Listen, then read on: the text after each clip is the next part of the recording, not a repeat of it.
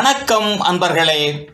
தகவல் சாளரம் வழங்கும் அறிவியல் உண்மைகள் சயின்டிஃபிக் ஃபேக்ட்ஸ் காணொளி தொடருக்கு தங்களை அன்புடன் அழைக்கின்றேன்.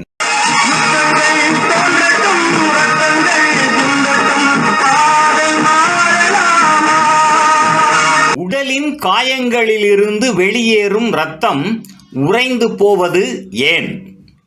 மனித உடலில் காயங்கள் ஏற்படும் பொழுது இரத்தக் குழாய்கள் சிதைந்து அதில் இருந்து வெளியாகும் இரத்தம் ஜெல்லி போன்று கெட்டியாக உறைந்து இரத்தப்போக்கினை தடுக்கின்றது. உடலின் உட்பகுதியில் இத்தகைய காயங்கள் ஏற்பட்டாலும் இதே போன்ற இரத்த உறைவு ஏற்படுகின்றது.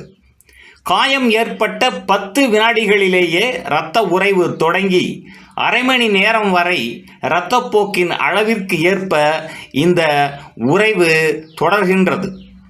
இரத்தத்தில் அதனை உறைய வைத்தல் மற்றும் நீர்த்துப் போகச் செய்தல் ஆகிய இரு வகையான எதிர் மூலக்கூறுகளும் உடலின் தேவைக்கு ஏற்ப சரியாகவே செயல்பட்டு வருகின்றன.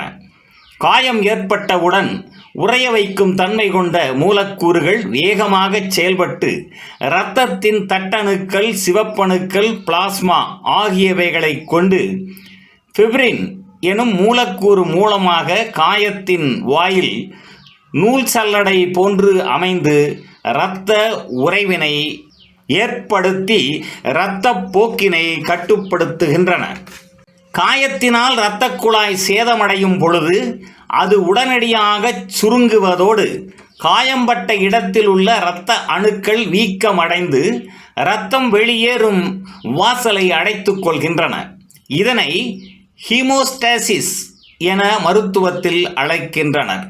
இரத்தத்தில் உள்ள கால்சியம் மூலக்கூறானது புரோத்ரோம்பின் நிணநீரை புரோமின் நிணநீராக மாற்றுவதால் இரத்த உறைவு சாத்தியமாவதும், இந்த புரோத்தும்பின் இரத்தத்தில் இருப்பதற்கு வைட்டமின் கே அவசியம் என்பதும் முக்கியம் ஆனது. மேற்கண்டவாறான இரத்த உறைவின் பல்வேறு அம்சங்களில் ஏதாவது ஒன்று மாறுபட்டாலும் இரத்தத்தின் அடர்த்தியிலும் உறை நிலையிலும் சிக்கல் ஏற்படுகின்றது. தாமதமான இரத்த உறைவுத்தன்மையை ஹீமோபிலியா என்கிறோம். இதற்கு சிலருக்கு மருத்துவ சிகிச்சையும் தேவைப்படுகின்றது. சிலர் நீண்டகால மருத்துவ சிகிச்சையில் கால்களை பயன்படுத்தாமல் இருக்கும் பொழுது அவரது கால்களின் இரத்த குழாய்களில் இரத்தம் உறைந்து அது நுரையீரலுக்கு சென்று ஆபத்தையும் விளைவிக்கின்றது.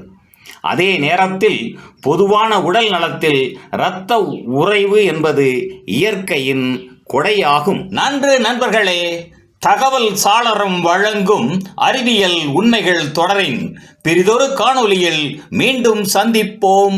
நன்றி, வணக்கம்.